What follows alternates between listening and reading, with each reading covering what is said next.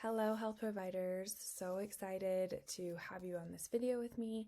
I am going to walk you through super quickly or as fast as I can our new online cellular peptide portal that will be used to manage and send your IRB documents to your patients. We have been working on this portal for months, and I really think it's going to be a game changer for both cellular peptide and US health providers within your clinic to easily get your patients the IRB forms and allow your patients to easily fill them out, and for us to all manage them a lot easier. So to start out, the first thing that you will receive when your account is approved by the IRB, or if you've already been approved, is an email from us saying, congratulations, your account's been approved.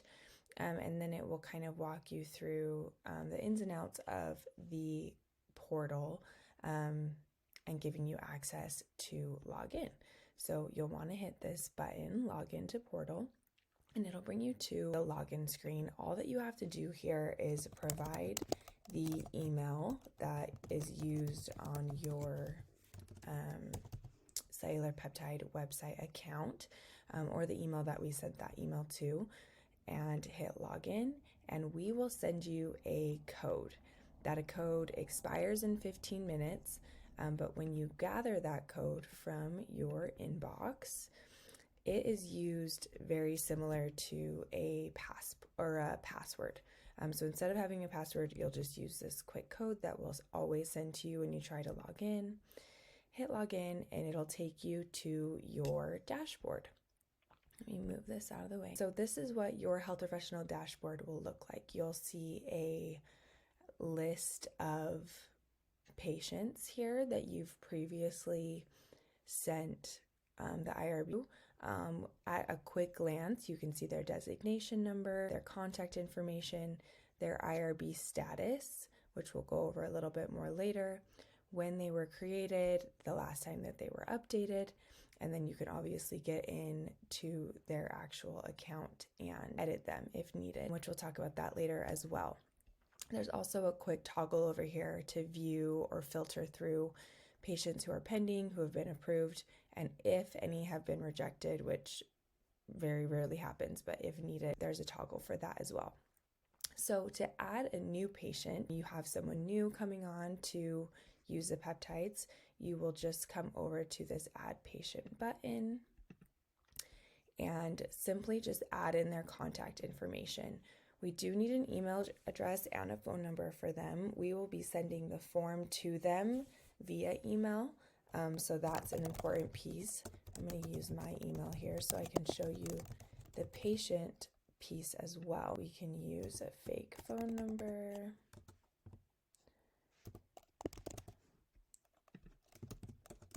I'll just put my name. And then the address field is optional. You can fill it out if you'd like, but the patient will provide it as well during their questionnaire. So it's up to you. All right, and then hit save. And it tells me up here kind of what's going on. It says the new patient was added successfully. And then this is what the patient account view kind of looks like. The patient won't ever log into this. It's just for your knowledge and your record keeping of sorts.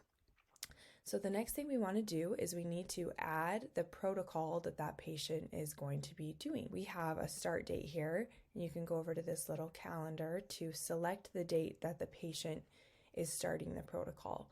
Maybe they started a week ago and we're just getting around to filling out their IRB information, or they're starting in 2 weeks. It doesn't really matter to us, but we want to select the correct start date, and I'll show you why in just a bit. And then we're going to select the protocol that they're going to be participating in. So let's just say this patient's doing the anxiety and depression protocol.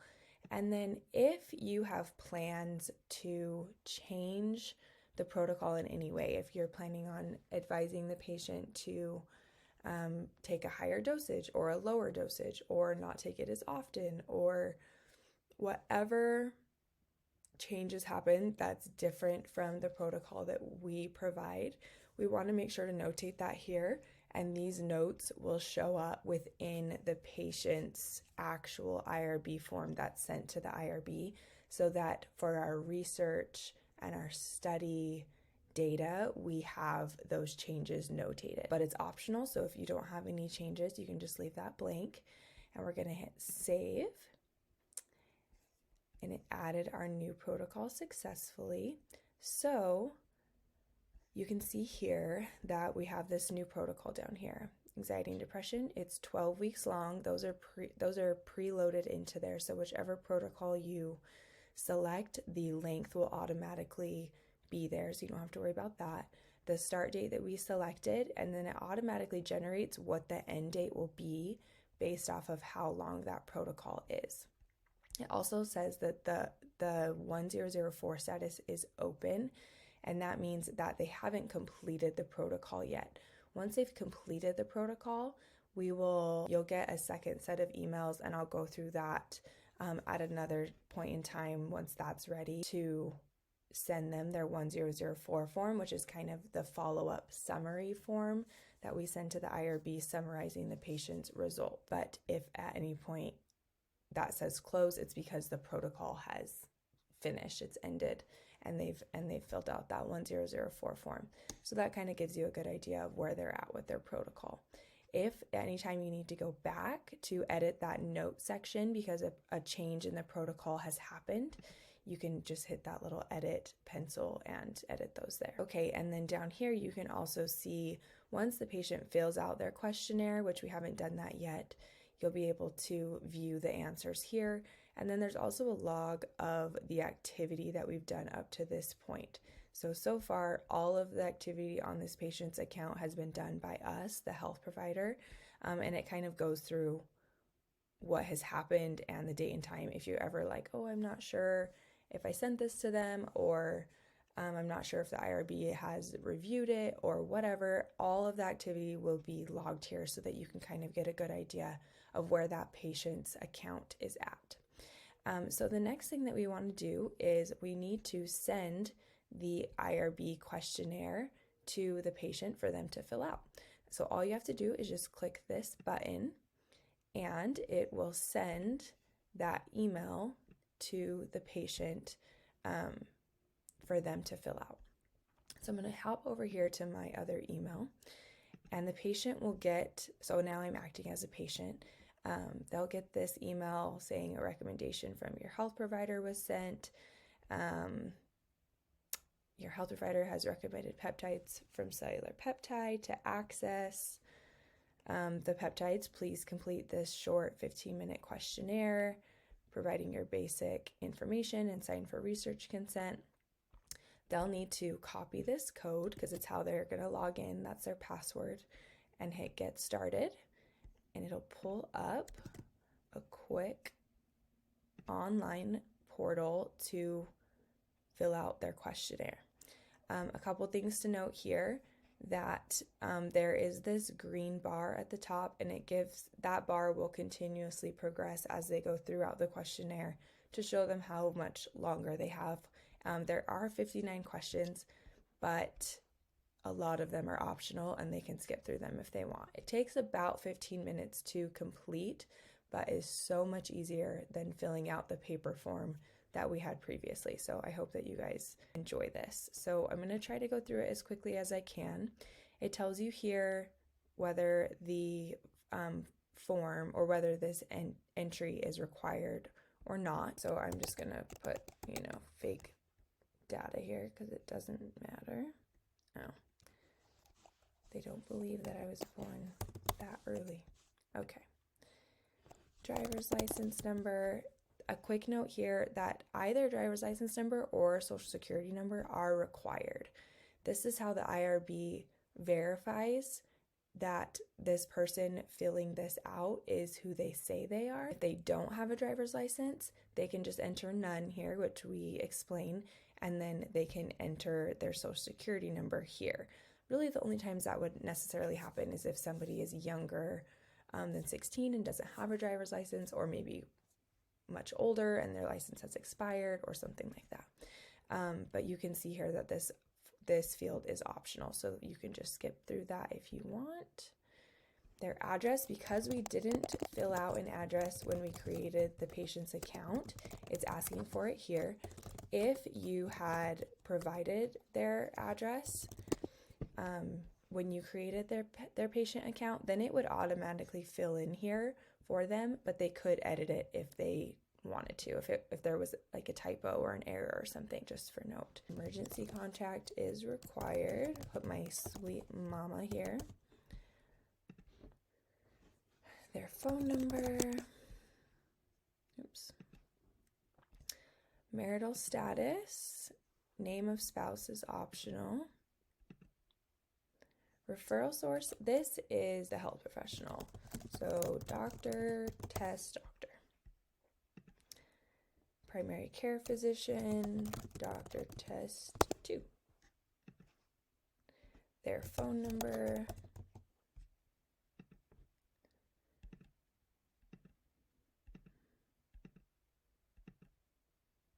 Their height. This can be any like letters, numbers, like they could write it out. We don't really care what format they put it here, so it makes it a lot easier to fill out. Weight.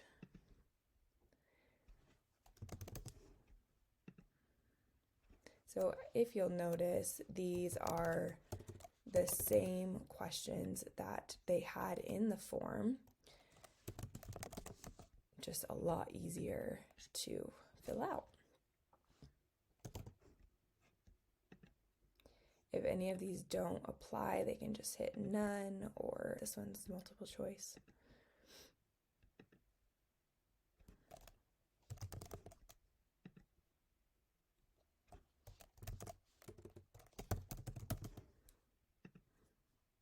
If you notice, this bar up at the top is progressing as we get further, and we're about halfway through. No. They also don't have to hit continue. You can just hit the enter sign if that's easier. They can put any answers they want to here. The IRB doesn't really care what they provide. There isn't any right or wrong answers. We just need the answers. So not a lot of pressure here.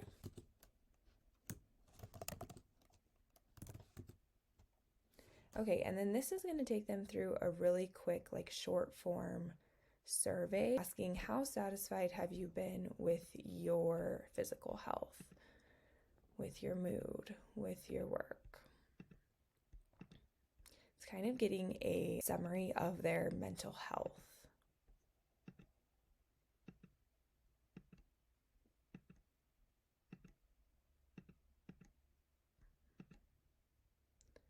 Almost there.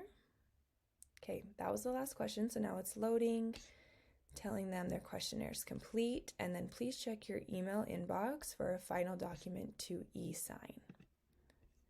So if we go back to our email here, we have a new email saying there's a signature request. Cellular Peptides asked you to sign this, so we're going to hit review and sign. They have to agree to the e-signature, continue, start signing. Then they can adopt any signature. That's it. It's just one field. This is just the same info as before. Oh, and if you can see, all the answers that they gave in that questionnaire have now been loaded into this form, into a PDF document, and we will save this signed document onto their account. This is what the IRB will review. So that's kind of good to know there. Complete signing. Great, they are done. We send them a second email that basically just says you're good to go.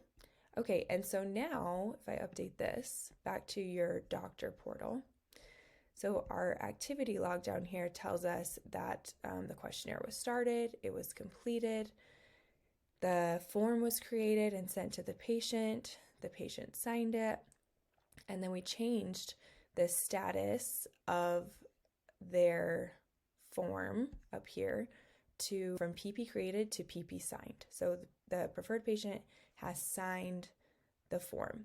The next step is you as the health professional will then receive an email saying that your patient signed, and now it's time for you, the health professional, to review and sign that form.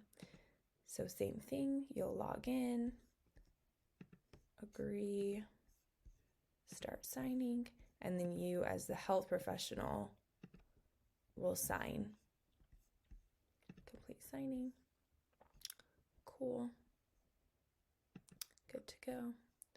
Okay, so now if we update this, it says HP is signed. The status was changed to HP signed.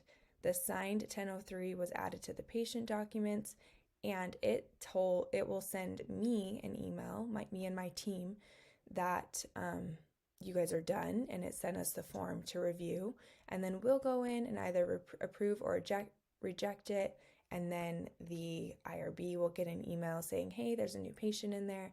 They'll review it, and then once it's been approved, it will move over to this approved section, and this IRB status will say approved. There's also it will say like IRB pending or something. Once cellular peptide has approved it, it'll say IRB pending. So you'll always have an idea of where that patient is in the process. One thing I did want to show you was this 1003 form added to patient documents. So if you click questionnaire view answers, you can view all of the answers here. So you'll always know, like if you're like, oh, what did they answer? You can always view those here. Also, if there ever is a time that you decide to give the patient a second protocol or a third protocol, however many, no harm there. You can always just hit add protocol, and again, select the start date, select the new protocol that you're putting them on, notate any notes here, hit save, and it will add the second protocol with the second start date, the end date, but the patient doesn't have to fill out the questionnaire again. That only has to happen one time, but we will create a new Schedule A to go onto the patient's documents so that when we submit the 1004 form at the end of the protocols to the doctor or to the IRB, it will have each of the new protocols listed. The patient essentially will receive a 1004 form for each of these protocols at their respected end date. So that kind of gives you a good idea of how this portal works. Like I said, we're currently working on a phase 2 of this portal, which will include the 1004 forms, the summary forms at the end of the protocol. And essentially what that will look like is when your patient has ended, when this protocol has finished, you'll get an email notifying you, and it will say, hey, health professional, your patient, Ashley Innes 1, their anxiety and depression protocol, the end date that is selected is July 15th. That's coming up in about a week. So if you need to, please get into your portal and make any changes to the note. If there were any changes to the protocol, which is this, we want to make sure that that note is as accurate as possible for what the patient did with their protocol before we send it to the patient. So you'll have, I think, 5 business days to get in and edit that. And then once this end date comes, you'll be able to get in and click a button. Or I think actually the patient might get it automatically. The patient will get a second email that's saying, hey, it's time to review your progress. It also will let them know, because we do understand that there might be a time that, the patient, although it's a 12-week protocol, it takes them a little bit longer than 12 weeks to finish it because they missed a few days or whatever. It'll say, if you're not quite finished, that's okay. Just come back to this email whenever you're ready. Whenever you finish the protocol, to fill out this summarized form, and we send them a reminder every 7 days until that form is filled out. So they'll then get that email, they'll log in just like we did before, and it's a very similar questionnaire. It looks the same, but it's much shorter, and it basically is just asking, what are the top 5 improvements that you felt with this protocol? Were there any side effects? List those here. And then they submit that. And then again, it comes to me to approve, and then to the IRB for their collection. So super easy. We've tried to make it as hands-off as possible for you, but hopefully this makes it a lot easier, especially for those of you who have a virtual clinic or see patients virtually. And I hope you guys are excited about this because I am super excited. If you have any trouble getting into your portal, or if you're not sure what email you should use, please reach out and we'd be more than happy to help you or walk you through the portal one-on-one. Thank you so much.